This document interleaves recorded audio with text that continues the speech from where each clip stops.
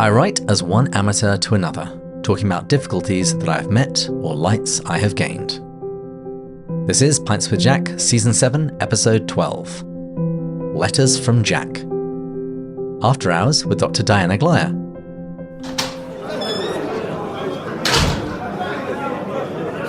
Welcome everyone. Here on Pints with Jack, we are reading our way through the works of C.S. Lewis. This month is an After Hours month on Pints with Jack, and today we really have a first. I'm interviewing someone who has already been on the show this season. In fact, it was only a couple of weeks ago. And she's actually making her third appearance this season, which is definitely a first for any guests. And she's returning for a very important reason, which we will get to soon enough. Obviously, today I am joined by Dr. Diana Glyer. All listeners should be able to recite her biographical information by heart at this point. Professor in the Honors College at Azusa Pacific University, author of The Company They Keep, Bandersnatch, The Major and the Missionary, and all of her work has one constant theme: creativity thrives in community.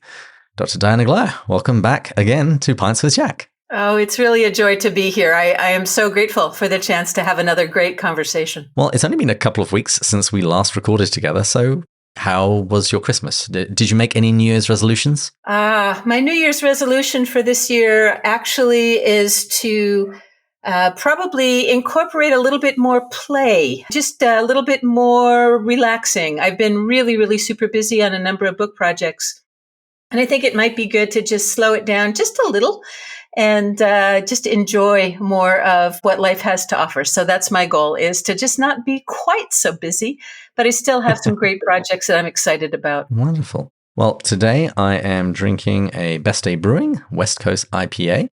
It is non-alcoholic, but still actually tastes rather good. Because we've been doing so many early morning recordings this season, I had to come up with some way of drinking early while still being productive for the rest of the day. So this is it. Are you drinking anything? I am. I'm actually drinking plain old water, but what makes it really special is my Pints with Jack sticker on my water bottle. So I am flying the flag and supporting Pints with Jack. Yes, you actually have both stickers. So you have our current logo and the previous logo back in the days when we were called the Eagle and Child. Yes, well done. Cheers. Cheers. The reason that you're here is because of a certain book, Letters from Jack. Would you mind just telling the listeners a little bit about the origin of this book? Sure, I'd love to. So I teach in the Honors College at Azusa Pacific University, and like most programs for undergraduates, our seniors are required to do a senior thesis. But rather than doing a regular, independent kind of senior thesis, our students gather together in groups of usually 9 or 10 students, and they work together to write a book. And that book focuses on one author or one topic that they really want to understand in a great deal of depth. Those books then are printed. They're printed in a limited edition, and those are distributed just to those Honors College graduates and their families. And so this started because students really wanted to take a dive into the letters of C.S. Lewis. And we got excited about the possibility of being the very first group of authors to write a book about Lewis as a letter writer. It's amazing how many different collections there are of Lewis's letters, but there isn't a whole lot of secondary stuff out there on the letters specifically. You often see them leveraged when scholars are talking about his books or events in his life. They'll draw from his letters to help augment their arguments or to provide a little bit more background.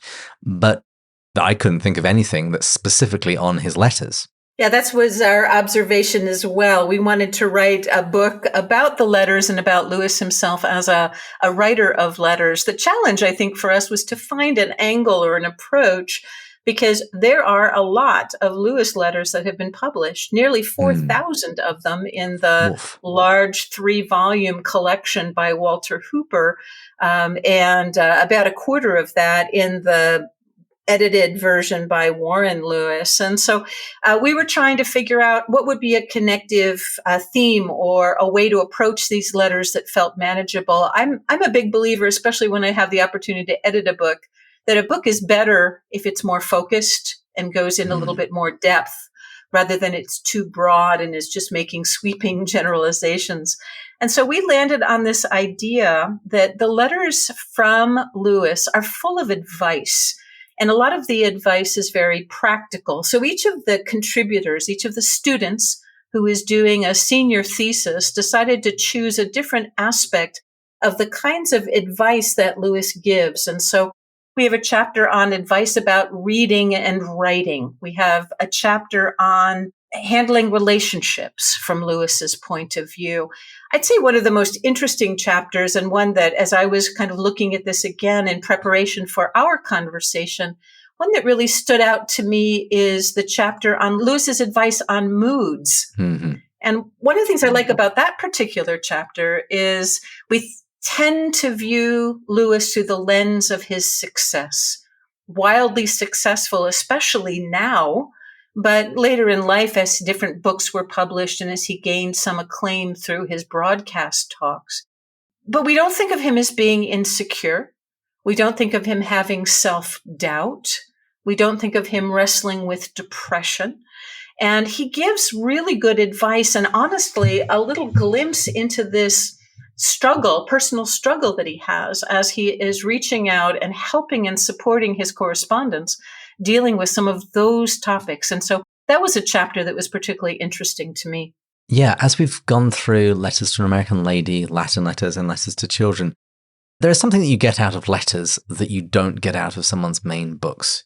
You get to see more of a complete person, and Yes. you get to see them warts and all, because these texts are not carefully edited by their original author. They're often dashed off fairly quickly, usually in the middle of marking exam papers. And this is one of many letters that he had received that day, and he's spending 2 hours most days responding to all of this stuff. You can't varnish that too easily. And I do think that it is a wonderful way of getting to know any author, but particularly Lewis. I think that's true. I think the importance of Lewis as a letter writer can't be overstated, because this took up a good part of every single day for Lewis. He considered answering letters to be one of his most important spiritual disciplines. And I find that really quite remarkable. He didn't like writing letters, didn't like getting letters particularly, but he felt that God had given him a platform, I guess we'd call it today, an opportunity of some influence. And he wanted to do all the good that he could. And you would think that maybe the best way for him to do that would be to ignore the mails and just focus on writing great books. But he didn't see it that way. And I think that's a reflection of his emphasis on the value of the individual. People matter. Individual souls matter. And compassionate and thoughtful response to these various individuals who wrote to him, this took up a big part of his day. He was prayerful, he was specific, he was kind, he was encouraging. And as our book, Letters from Jack, emphasizes, he was intensely practical in the kind of advice that he gave. It's kind of funny because I've heard people lament, for example, how much of Lewis's time, I know Warney did this, he lamented about the amount of time that Mrs. Moore effectively stole from Jack when he could have been writing more brilliant books. But I can't help but feel that these were actually the petri dishes for ideas for future books and for his thought. I mean, the character of a hard-to-live-with woman appears many times in his works. And as we've read through the various collections so far this season, you see the seeds of so many of his books, the ideas being expressed in their first form, and they'll later come out in something published. Even just the very fact that we have the Screwtape letters, we have letters to Malcolm.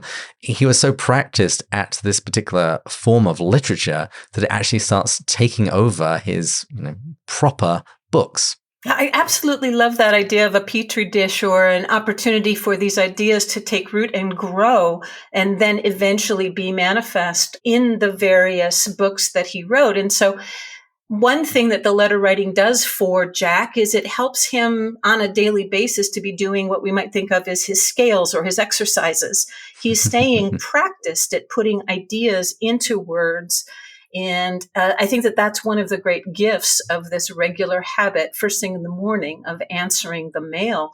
But I think that this sense that we get when we read Lewis's books, that he understands us, that he knows us, that he's speaking with us in a way that's really hitting us right where we live. I don't think we would get that if his main focus in writing hadn't been this kind of correspondence. He's always aware that he's not just writing down smart ideas and then sending them out into a vague universe. He's writing specifically to individuals who have real questions and real concerns. And the way that those themes get woven into his books and the sort of personal approach that he takes, I think, is absolutely shaped by the letters that he writes. Yeah, we're going to mention him a little bit later, Dr. Stephen Beebe. In his book about Lewis as a communicator, the A of his high T is that Lewis was audience-centered. Yes. And I think it was for a very simple reason that he spoke to an awful lot of his audience. For myself, when I'm reading books particularly related to pastoral theology or what we might call more practical theology, you notice a difference between those who are actually pastors and who deal with people day in, day out, and those who manage to stay in their ivory towers, because there's a different sense, a different texture to what they're writing, because what they're telling you is coming from real conversations that they've had with people in their office. Yeah, and you can think about the way that for Lewis, writing to the average person, the average reader, puts him in a different class than those who are only in the classroom or talking with their fellow professors. Lewis has to take the most sophisticated and complicated ideas and put them in simpler terms. And what you see in the letters, I believe, you see him adapting to these different audiences and really expanding his range of ability and skill in explaining things in simpler terms and also coming up with these vivid illustrations. One of the things that we love about Lewis is his ability to have an apt metaphor or a great comparison or illustration of some kind that unpacks a really complicated and sophisticated idea. Where does he practice that? He practices that in this daily practice of letter writing. He actually says in, I think it's one of his essays, and I think it was an address to a bunch of clergymen at a seminary, basically saying that he thinks that the final test of any seminary education should be that you have to take some high theology and translate it for the everyday man. And if you can't do that, you probably shouldn't be ordained. That's right, because you probably don't really understand it. And Lewis understands things well because he's practiced in going over this in various ways to a variety of audiences. And his versatility in this, I think, to some extent, helps to explain why we continue to read him so happily. That was fun. I didn't intend on speaking so much about Lewis as a letter writer, but we got going. I should explain in particular why we're talking about this book. Firstly, it's a book about letters, and so it's very pertinent for this season since we've been reading Letters to an American Lady, Letters to Children, and Lewis's Latin letters. And when I discovered this book's existence, I tried to find a copy, and I then discovered that it was out of print. As you say, the fairly small print runs, so that was understandable. Fortunately, you were kind enough to send me a signed copy. But then I got it, and I started flipping through the pages of the book, and I realized that this would be a perfect accompaniment to this season. And so I discussed it briefly with Andrew and Matt. And as soon as I told them that I'd received a copy, they said, "You're sending that on to us, right?" And I'm like, no. But I thought I would like to discuss this with both of them, as well as with our patron supporters. But there was this problem of it being out of print. And so that's when I contacted you again and said, what would it take to make that happen? And so we put in an order for 200 copies to be shipped to my house. And then over Christmas, I mailed out all copies to our platinum and gold level supporters, as well as our bronze level supporters who have been with us for several years. And hopefully, if you're listening to this, you should have already received your copy. If that's you, if you have issues, please just shoot me a message from the website. And I actually also have some leftover copies, I think about 70 or 80. So if anyone listening to this would like a copy of Letters from Jack, this is very exclusive and limited. You can shoot me a message and I can send you a copy. It will be at cost. I'll try and make it as cheap as possible to get it out to you. But my overall hope in all of this is that this is how we're going to end the season. Because those of you listening to us, those of you following us on Patreon and in Slack, we've been talking about these letters, and we will have been talking about them for several months. So what I'd like to do is end this season with a Patreon event where everyone's invited. And we're just going to talk about our experience of reading Lewis's letters, and then particularly through the lens of this book, because this book does give you a really good summary of the sorts of things that we've been talking about as we've been going through his letters. So with that, let's dig into this book a little bit. First of all, Dr. Glyer, to whom is this book dedicated? Because it's a name I've often seen mentioned in Inklings-related literature and circles, but he's not been on the show. Yeah, I would love to. So the book is dedicated to Dr. Roger White. Roger White worked for many years as a librarian and educator at Azusa Pacific University. He also spent a couple of years in Oxford, where he became very active in the Oxford C.S. Lewis Society and was able to be a co-editor on a book that collected a lot of the lectures that had been given at the Oxford C.S. Lewis Society. And those were gathered into a book, and he was one of the editors of that volume. He's also a friend and colleague of mine. He's taught in the Honors College at APU. But the reason we wanted to dedicate it specifically to Dr. White is that Azusa Pacific has an Inklings collection as part of its library. And the start of that Inklings collection came from Roger White's vision, and particularly during his time in Oxford. He discovered that there were a lot of books at the time. This would have been 10, 12 years ago, I think he was there and started the collection.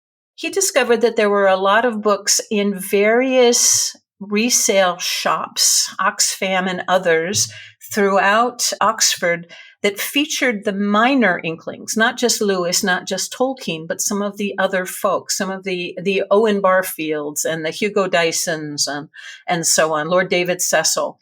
And he started quietly buying up books, not by the major Inklings, but by what we think of as the minor Inklings, and then suggested to APU that we start a collection specifically that looks at not the particular authors as much as the group, the Inklings themselves. And so he used the bibliography that's in the back of the company they keep as his guide and bought up what he could by and about all 19 members of the group known as the Inklings and established the Inklings collection. Since then, it's grown to be one of the largest Lewis-related book collections in the United States. We also, through his friendship with Owen Barfield the Younger, were given on loan letters and items from the Owen Barfield family. So the Owen Barfield family papers are also deposited at Azusa Pacific. So we've got this great collection. And as we were doing research, that collection really informed us. But not only that, as we were working through this material and trying to find our focus, as we were trying to answer questions and enrich our understanding of Lewis as a letter writer, Dr. White acted as an advisor through this project. And we were just really super grateful for his help. That is wonderful. I had no idea that Azusa had such a large collection. I knew it certainly had some stuff, but this is great. So for people that don't want to go to Chicago in the winter to go to the Wade Center because the weather is awful, they can now go to sunny California and still look at Inkling stuff. Isn't that great? Okay, so let's look at the body of the book. You said that it's grouped around different collections of advice. And so I'm looking at my book here and it says advice on books, love, moods, faith, and recursive advice. Mind just talking through some of these sections and some of the bits of advice? Because I really liked the way that they were each presented as an essay, but at the end of each of the chapters, there's a nice little numbered list of these are Lewis's pieces of advice for you. So it's really nice to be able to go down and just like tick them off, particularly in the new year.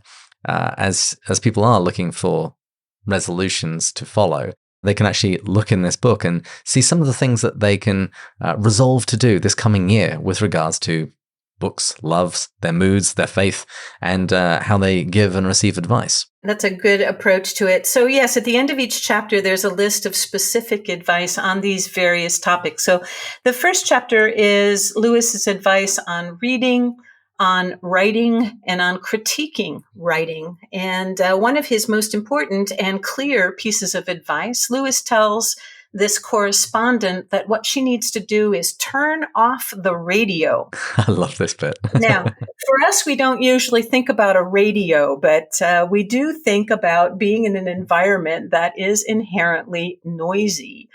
So Lewis believed that if you want to become a good reader, or a good writer, you need silence. In fact, he wanted to silence you even from reading junk. So he says in a corollary to turn off the radio, don't read magazines, don't read junk. I think he would say, don't scroll on TikTok, don't spend too much time on Facebook or Twitter.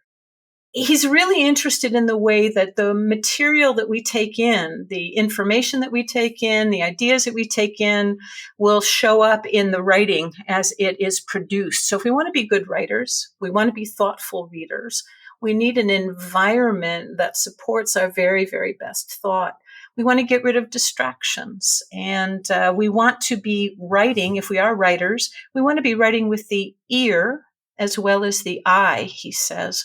And if we're going to do that, we can't have noise going on, or else that'll show up in the actual style. How many English teachers do I know who have found that after they've just worked their way through a stack of freshman essays, they can't write good academic prose because somehow those sentences and those word choices and that awkwardness that you see, even the tone of some of those essays, it ends up showing up in the stuff that we're trying to produce. Lewis is going to be quite emphatic that we need to read good books.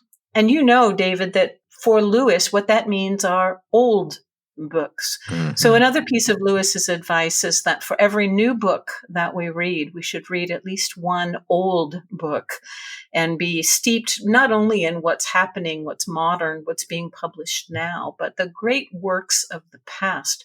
And that great works education was so important to him. I would like to point out, though, I don't think he would endorse people turning off Pints with Jack. No. To achieve this silence. Obviously, that would enrich our wisdom. And not only that, but if we do it right, we'll get a British accent out of it. Exactly. And also this idea of reading old books, it's funny because of Lewis, I actually don't get to do that as much as I would like. Because we're interviewing guests, I'm actually usually reading books that have been published either a month or two ago, or they're actually getting released in a couple of months. And so I'm reading those, and I read one or two of Lewis's older books per season. So I think it's good advice, but because of C.S. Lewis, I can't do it. So another chapter is his advice on relationships. Lewis talks about marriage. He talks about friendship, and he does that within the context of a grateful attitude toward it. One of his pieces of advice is that friendships deserve our care. They deserve our attention. That friendships just don't happen accidentally. They happen with intentionality. They need active maintenance in order to thrive. And one of his pieces of advice in order to accomplish that is to live as close as you possibly can to the friends that you have. And I think about this particular piece of advice in light of a very controversial Lewisian topic, which is the theoretical cooling of his friendship with Tolkien. There's been a lot of ink spilt and a lot of anger expressed over that theoretical break in their friendship. And there's a lot that could be said about that. But one of the factors of that is exactly what Lewis is talking about here. Once Tolkien moved further away from where Lewis lived and where the both of them worked, it was harder and harder for them to stay in touch. And he believes that regular visits, time spent together, intentional time spent together, is really, really important. That really should take priority over things like job opportunities or other possibilities. He really thought friendships deserved that kind of close attention. So maybe one New Year's resolution that might come out of this bit of advice is thinking about ways that we can do a better job of keeping in touch. We have options that Lewis and Tolkien didn't have. We have Zoom, and we have easier access to telephones. David, are you old enough to remember when we used to have to make our phone calls at night because they were less expensive than if we made a long distance call during the day? Do you remember? I do. We even had one of those old rotary phones. They were fairly rare at that point. Mm-hmm. Oh, wow. I'm old. Okay. Well, it's easy now for us to stay in touch through lots of different ways, but the problem is our schedules get crowded. You asked me about my New Year's resolution, and I think this is part of what I'm thinking about. Is my weekly schedule so crowded that I don't make time to reach out to people that otherwise I'm not in touch with as often as I'd like to be? And I think that would be advice from Lewis. Are we prioritizing friendships? Are our friendships going beyond just a nodding acquaintance as we invest time in one another and care for one another through the ups and downs of life? I actually first came across that advice from Lewis while I was living in a house with two of my friends, and we lived in the same apartment complex as the girl version of our house. So it was a bunch of people from our church who all lived together. There had been like a real cluster around that particular area. So we got to see everybody very often and very easily. And of course, a lot of that changes when you get married. But just last night, my wife and I, we were talking about our children, and we described being a parent as just growing people that you want to hang around with. We have two wonderful children, and it's great because we have all of the same interests, in them and the books that they read, even if it is Mulan for the third or fourth time this morning. Oh dear. It could be worse. It could be Frozen. True. Yeah. So that's not such a bad one. Another chapter in Letters from Jack is advice on moods, on dealing with things like discouragement and grief. And one of Lewis's pieces of advice on this, I think, is really pertinent because I'm going through a week that's been hard for me. We've lost Stan Matson this week. And he was not only a dear friend of mine, he's the founder of the C.S. Lewis Foundation, and his loss leaves a tremendous gap. I miss him desperately, and I'm grieving the loss of Stan in my life. And so as I think about that, I think about Jack's advice, and he says, and this is a quote, he says, "If you must weep a good, honest howl." Yes. So he believes that grief ought to be expressed. We ought to be honest about our grief. We should be honest with one another when we're grieving. And we should express that and find ways to express that, being intentional about sitting with our grief, experiencing it. I think there can be something almost holy about actually admitting that we're having a hard time, that we're dealing with loss, and continuing to find creative ways to express that.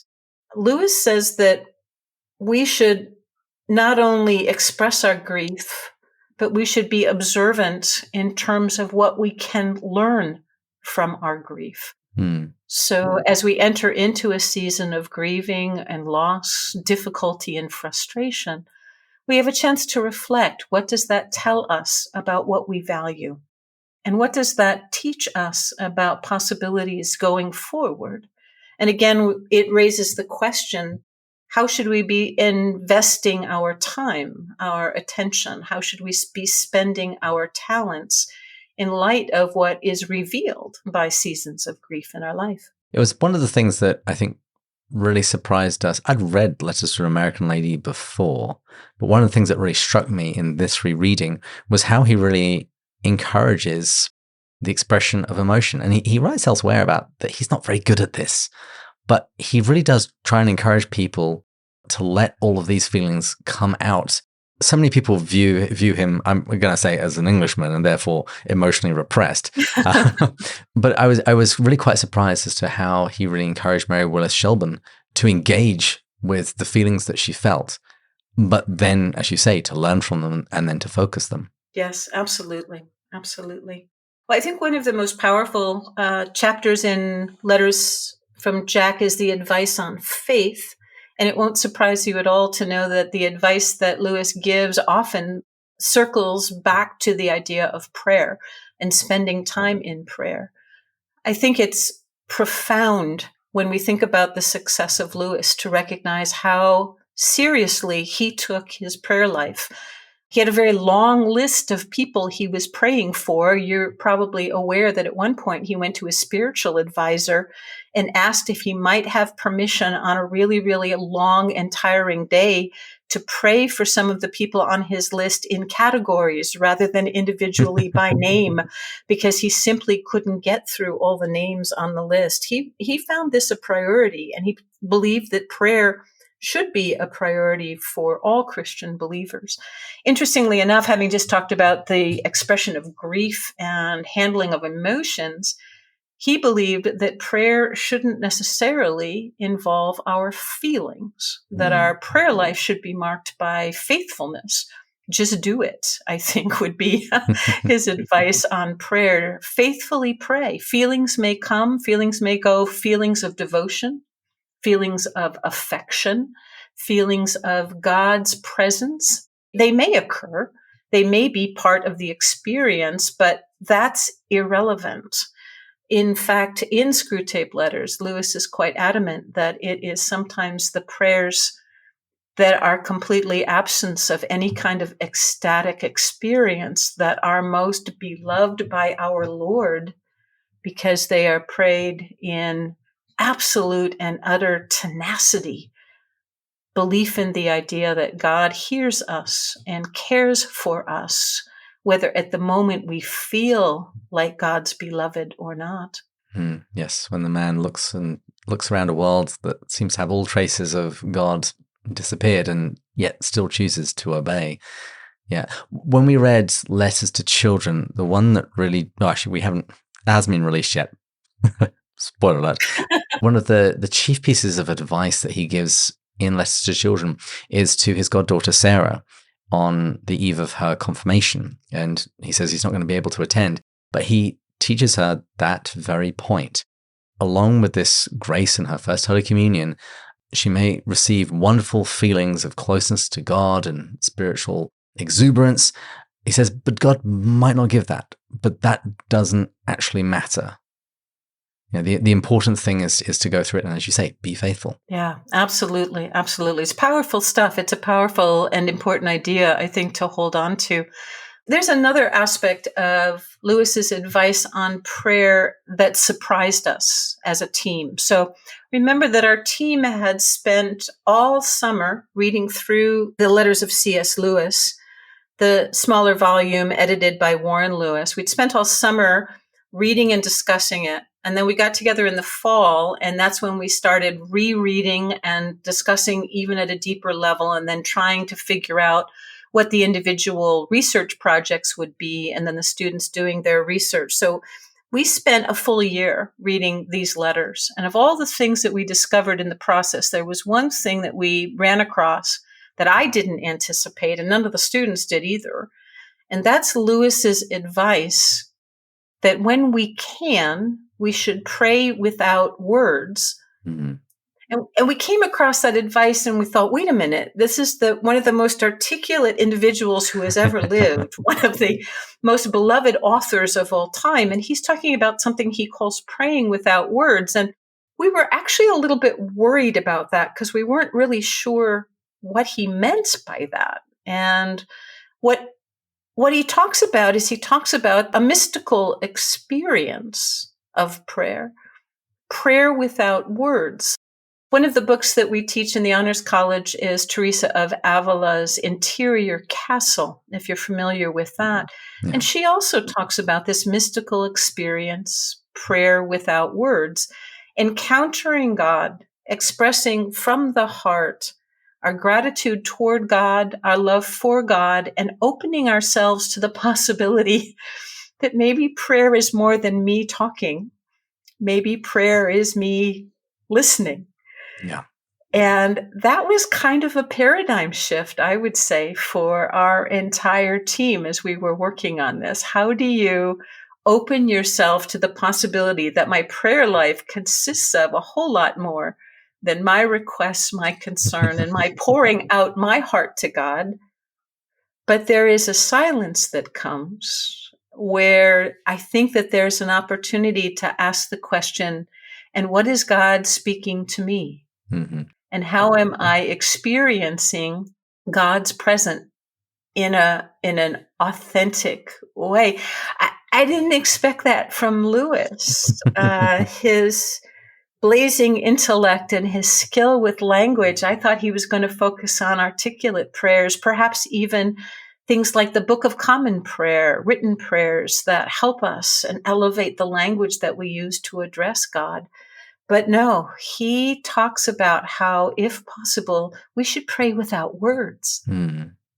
It's funny because the first reading at Mass last week was from the incident when Samuel is woken many times in the night, and he's eventually told to go back to sleep. And the next time he hears that voice to say, "Speak, Lord, your servant is listening." As you're indicating, for many of us, our prayer really begins, even if it's implicit, it's, "Listen up, God, your servant is talking."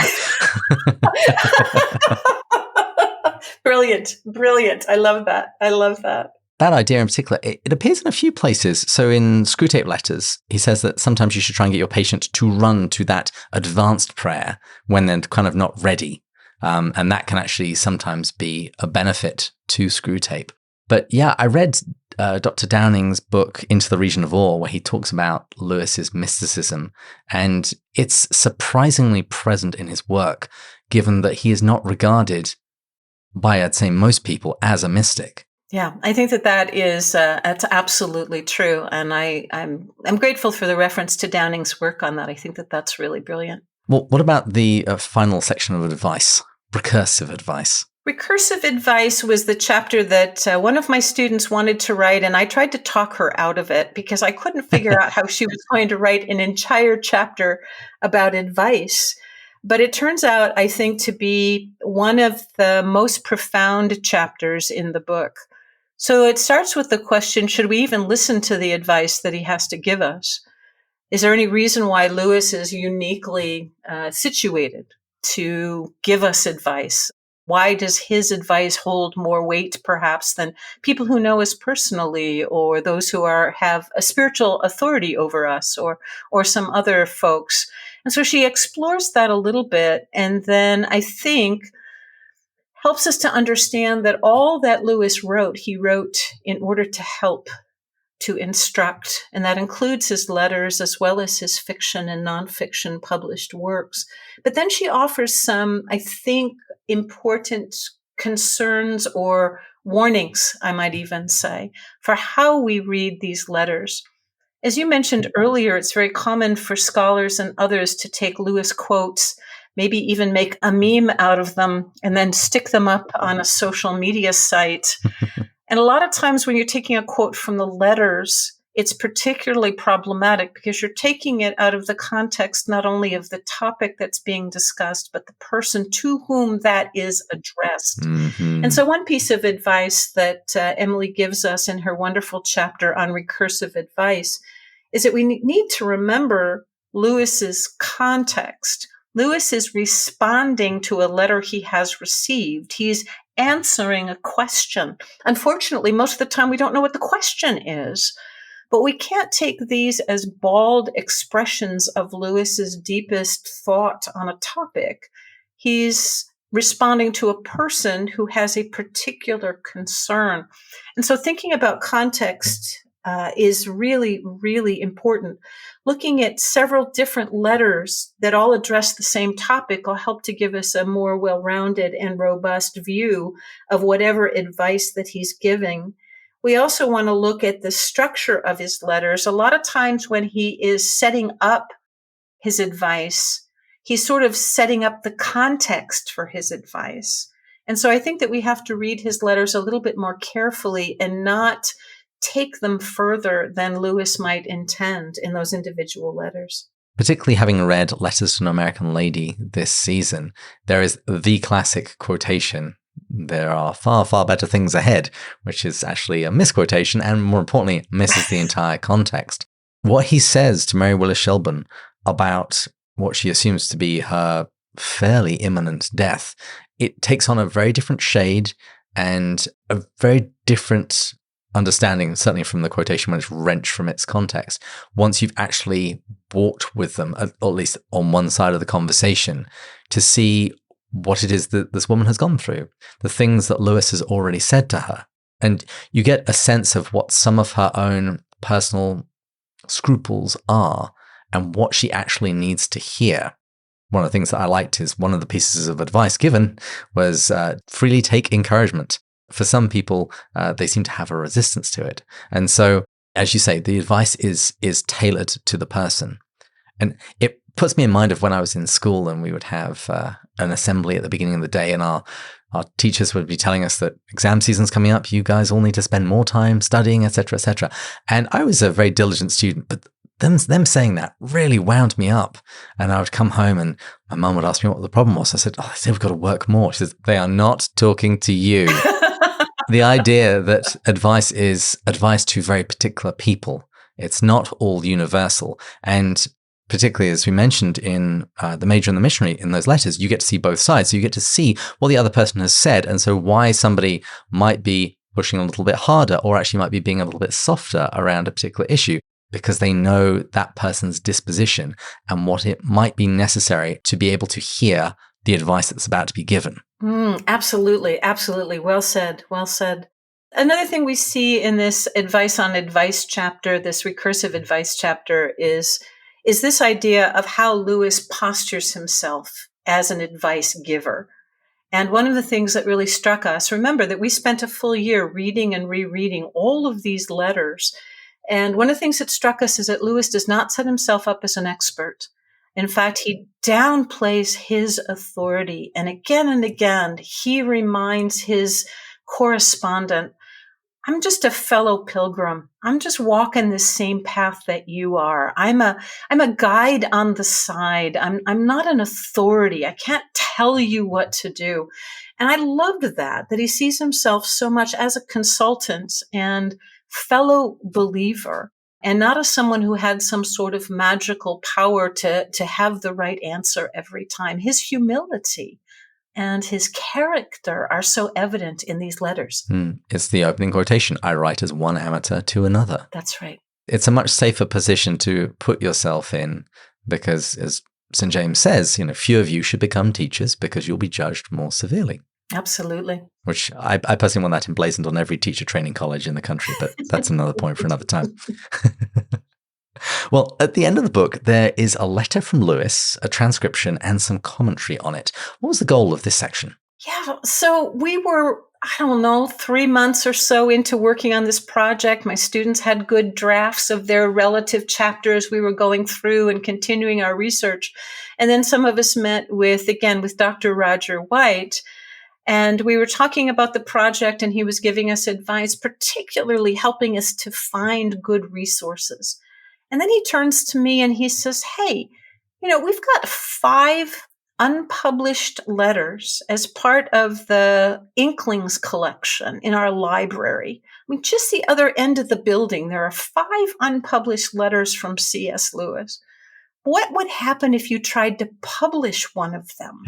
How do people think about something so extraordinary? And so part of me is that's amazing. And part of me was this will never happen. We're a group of students. I'm a college professor. How can we publish a Lewis letter for the very first time?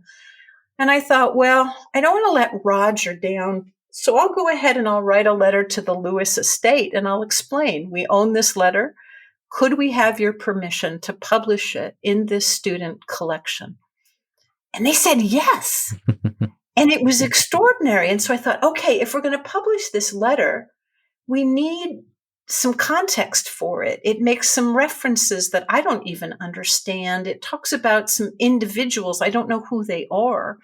And so I thought, well, I'm kind of on a roll here. The estate said yes. We've got Roger on our side. What would happen if I reached out to the best expert in the world on Lewis as a communicator, Stephen Beebe, and I asked him if he would take a look at the letter and write a commentary on it to explain some of its mysteries and to just unpack what he sees, particularly reflected in this formerly unpublished letter about Lewis as a communicator, as Lewis in the private realm, communicating Christian to Christian, person to person. delightful to work with Stephen. It was just a joy. And then he brought in some other experts who weighed in on some different aspects. We had a whole collaborative thing happen, and I was so happy. And so that was the final part of the book. The final piece of it was we were able to publish this letter and commentary on it. There isn't anything there that I would say was earth-shattering, but I think that it is one of the finest analyses of Lewis as a letter writer, Lewis's specific gifts that I could have possibly imagined. So it's a great addition to the book. It really rounds out what we were trying to do. And I think it gives a lot of added value to our readers. Yeah, it's an example of everything that's been talked about thus far in the book. Absolutely. Is there anything else you'd like to say before we wrap up?